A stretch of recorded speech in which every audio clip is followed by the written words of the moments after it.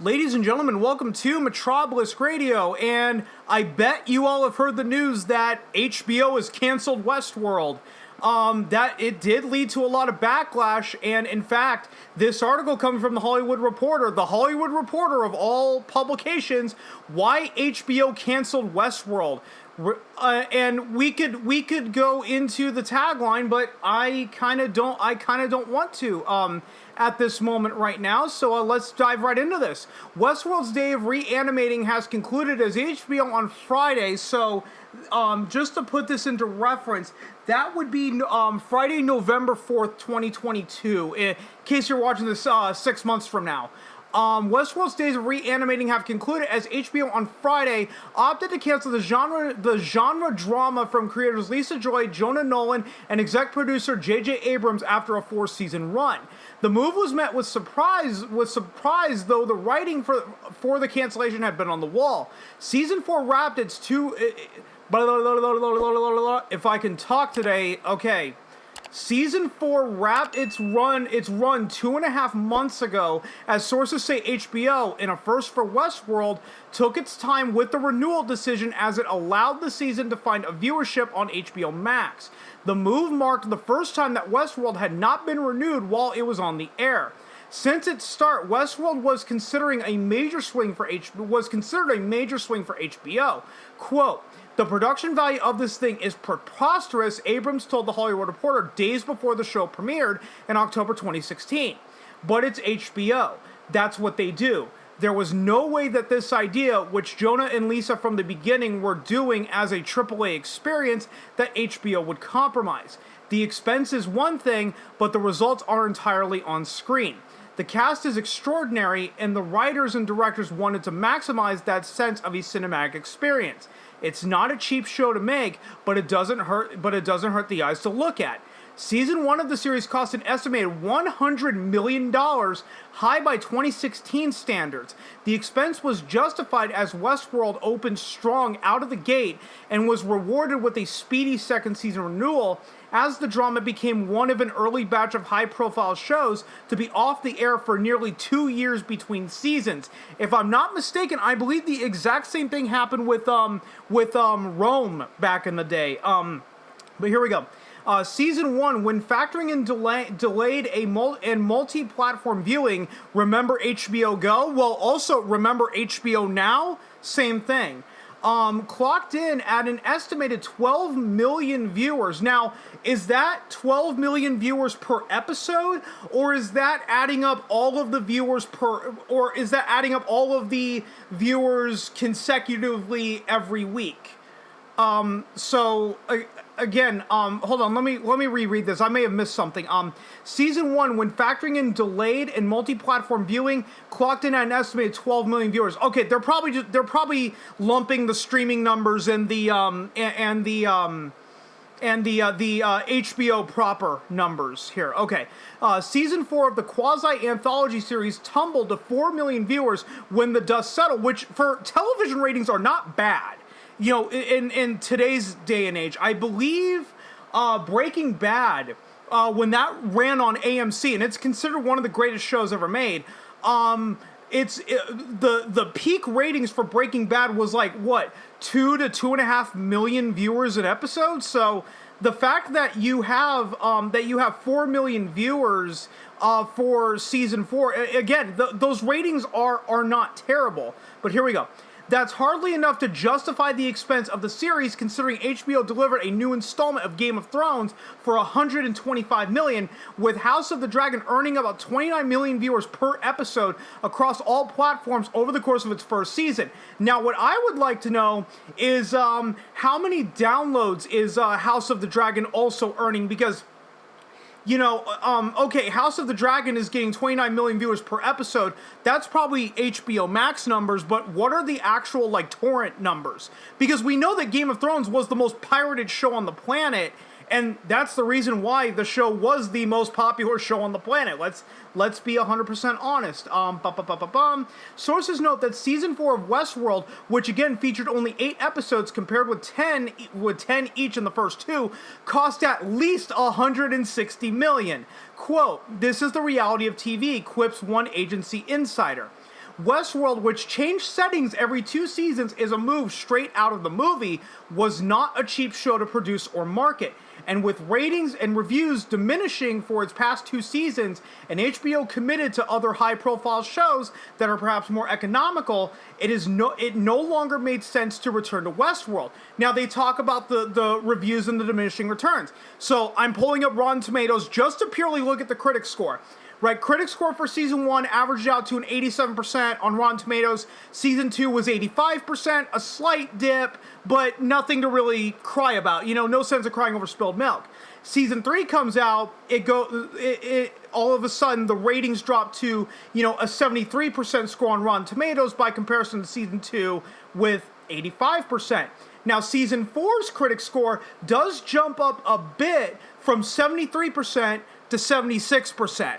So, is there a law of diminishing returns? Yes, even though it was on an upward trajectory, the fact that the point difference between Season 3 and 4 is only 3 points is, in my opinion, statistically zero. But here we go. To be sure, Joy and Nolan and even HBO had plotted a 6-season journey for Westworld. Just ahead of its 4th season renewal, creators Joy and Nolan exited their deal with Westworld producers Warner Brothers Television for a 9-figure pact with Amazon. There we go. Cleared my throat. As part of the negotiations, Joy and Nolan had a carve-out that allowed them to remain showrunners on Westworld through a potential 6th season. That's a change from other top showrunners like Shonda Rhimes and Kenya Barris, who departed Grey's Anatomy and Blackish after signing deals elsewhere. Joy and Nolan's Amazon deal also included an upfront payment for showrunning services on Westworld for what sources said covered up to a 6th season. Since signing with Amazon in early 2019, Joy and Nolan have been busy. Their first show for the streamer, The Peripheral, launched October 21st and wraps up its first season in December. It's awaiting word on its future. The married writers and producers are also adapting popular video game Fallout as a series for Amazon under their overall deal. That Westworld would not make it to its planned 6 seasons reflects the challenges of staying on top in the peak TV era. During its run, Westworld collected more than 50 Emmy nominations, with Seasons 1 and 2 earning more than 20 each. Season 3 collected half that tally as ratings and reviews for its second setting tumbled. From the moment HBO greenlit Westworld, the sci-fi drama based on Michael Crichton's 1973 feature film faced huge expectations. Picked up the pilot in August 2013 and ordered to series in November 2014 under former HBO programming president Michael Lombardo, the futuristic Western originally was eyed for a 2015 debut. In 2014, Westworld became TV's hottest project and attracted an A-list ensemble cast including Anthony Hopkins, Ed Harris, Jeffrey Wright, Thandie Newton, Evan Rachel Wood, and James Marsden, largely because their characters could be killed off and return with completely different personas. Hopkins and Harris start out at $175,000 per episode each. I don't know why they're reporting on salary when they're not reporting the other actors' salaries here. But here we go. The ambitious series was the subject of swirling rumors about its messy production process for months in the years before its debut. The show ultimately was shut down from December 1st, 2015 to February 1st, 2016 to allow Nolan and Joy time to catch up on scripts, with the show rumored at one point to be pushed to 2017. Sources say it was Nolan who fought for the production to get up and running again, so the series did not lose its California tax credit. It debuted to promising returns and critical response at a time when HBO was at a turning point in its history. Former head of originals Michael Lombardo, a 33-year veteran of the cabler who developed and greenlit the series, exited in May 2016, with former head of comedy Bloys, that's Casey Bloys, taking over as programming president at the end of Game of Thrones was in sight, and there was mounting pressure from the likes of Netflix and other streamers that would ultimately snap, albeit briefly, HBO streak atop the Emmy leaderboard. Westworld at the time was considered the heir apparent to Game of Thrones. In the 6 years since Westworld first debuted, that mantle now rests with House of the Dragon. Quote, I'm sure it's among the more expensive ones, but I can't tell you that it is the most expensive one we've ever done. I would imagine it is among them, Bloys told The Hollywood Reporter just before Westworld premiered. Quote, if it works, no one would be happier than me. The notion that it's Westworld or nothing, I understand the comparisons to Game of Thrones because they're both big genre pieces. But the fate of the network doesn't rise or fall on this show. That being said, it would certainly be great if it connected with an audience. While sources say Warner Bros. Discovery CEO David Zaslav's efforts to deliver $3.5 billion in cost savings from the recently merged conglomerate did not play a role in HBO's decision to cancel Westworld, the move still represents the latest example of the premium cable network's fiscal accountability. HBO recently passed on the Abrams-produced original sci-fi drama Demimonde after the mega producer sought a budget north of $200 million. Sources say HBO execs pushed back on that number, citing the scope of House of the Dragon and its $125 million budget.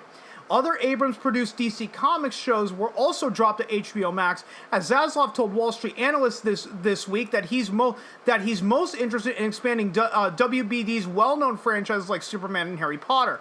Quote, "We've been privileged to tell these stories about the future of consciousness, both human and beyond. In the brief window of time before AI overlords forbid us from doing so, Joy in Nolan's Kilter Films summed up Friday." So basically, why did HBO cancel Westworld? Very long article, but it mostly comes down to two things. It was an insanely expensive show to make, and the ratings did not justify the expense. I brought up Rome a few minutes ago. That was another HBO show that aired, I believe, in 2005. I know it was prior to Game of Thrones. Yes, original release August 2005 to March of 2007. And I'm pulling this from Wikipedia, so take it for what you will. But with Rome, they're saying here, the series ran for 2 seasons out of the planned 5 due to high production costs. Much of the material for the 3rd and 4th season was telescoped into the 2nd season. So, pretty much, do I think that, that Westworld was canceled solely for a tax write-down, like every other Warner Brothers Discovery cancellation has been? In my opinion, I don't think so. Like I said, if the ratings were plummeting, you go from 12 million viewers in season 1 down to 4 million in season 4, and then you weigh Westworld against House of the Dragon. Westworld Season 4 cost $160 million to produce, whereas House of the Dragon's first season only cost $125 million to produce, and House of the Dragon is way more successful than Season 4 of Westworld. Of course you're gonna cancel Westworld. The ratings plummeting. Probably just it's simply just not worth the expense. That's simply all it is. And and I hate to have to disappoint you, but this Occam's razor. Sometimes the simplest answer is the most correct. And guys, I'm gonna go ahead and end it right here before I drag this out way longer than it needs to be. If you stuck around this long, thanks so much for doing so. And if you've been following me long enough, I'm terrible at ending these videos. So I will just see you guys next time.